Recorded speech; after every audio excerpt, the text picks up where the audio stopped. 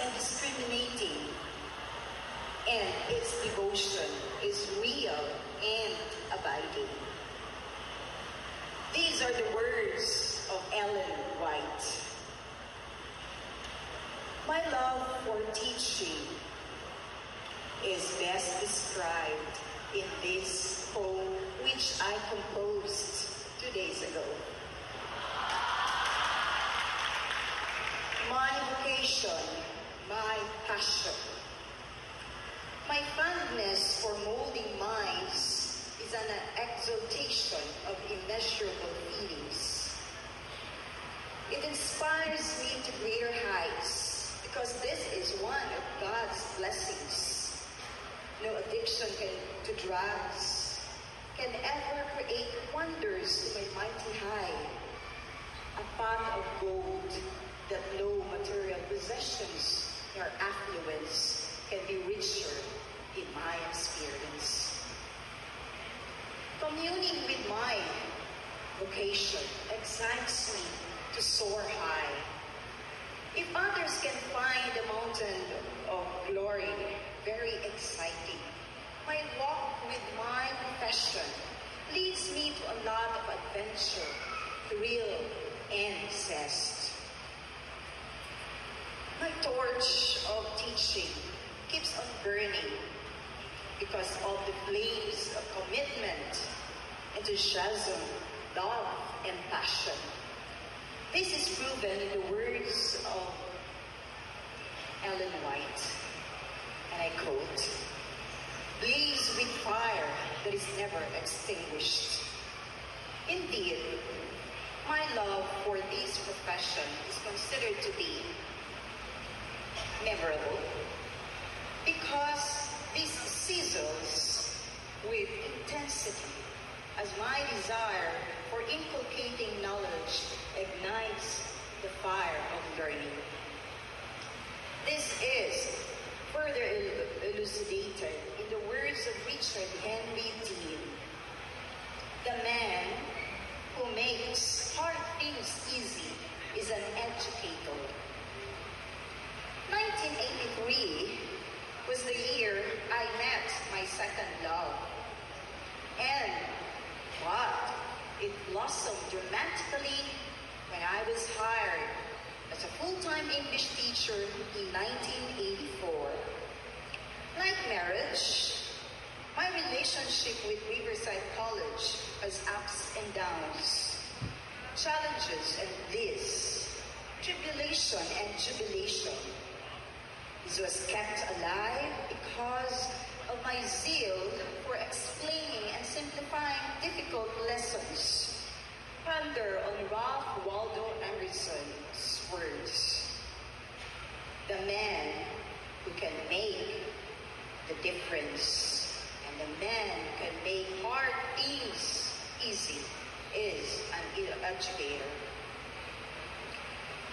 After 31 years, now I realized that I do not teach, but I advise, challenge, coach, facilitate, guide, impress, motivate, and praise. My poem says it all. The teacher does not teach. Encouragements boost determination. Praise sparks inspiration.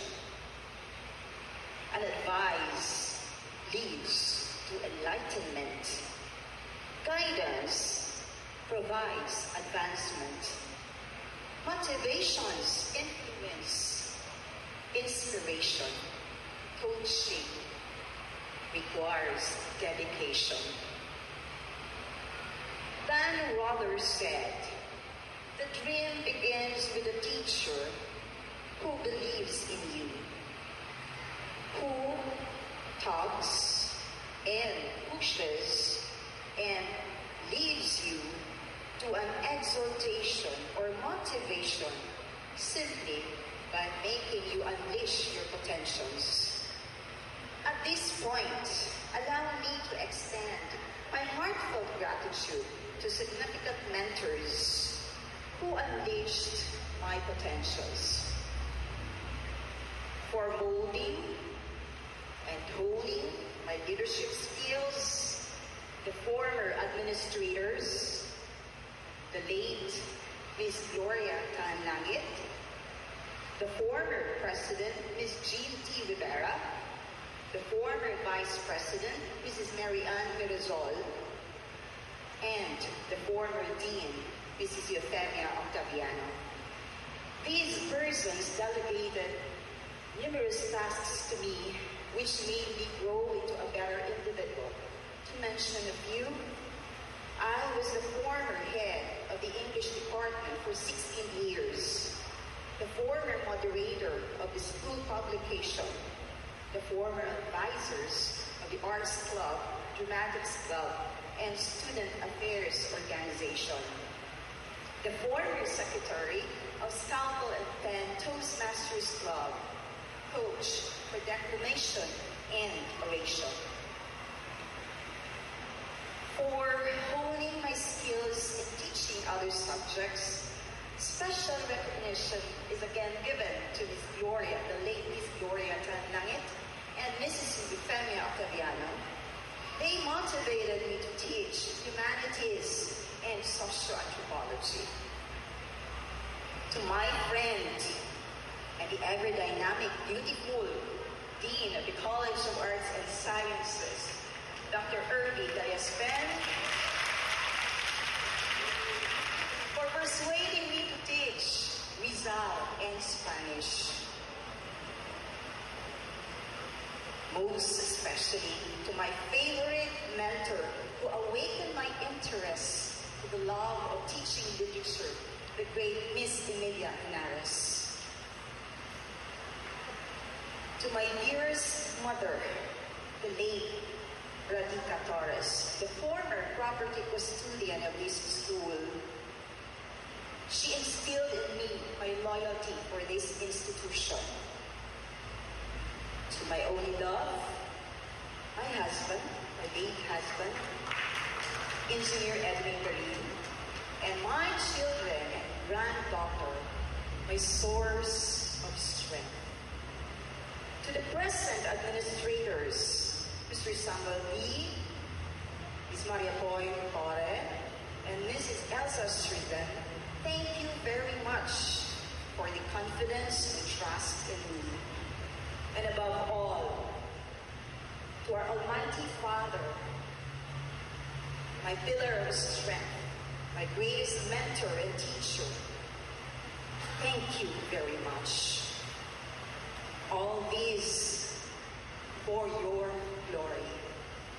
Good morning, ladies and gentlemen.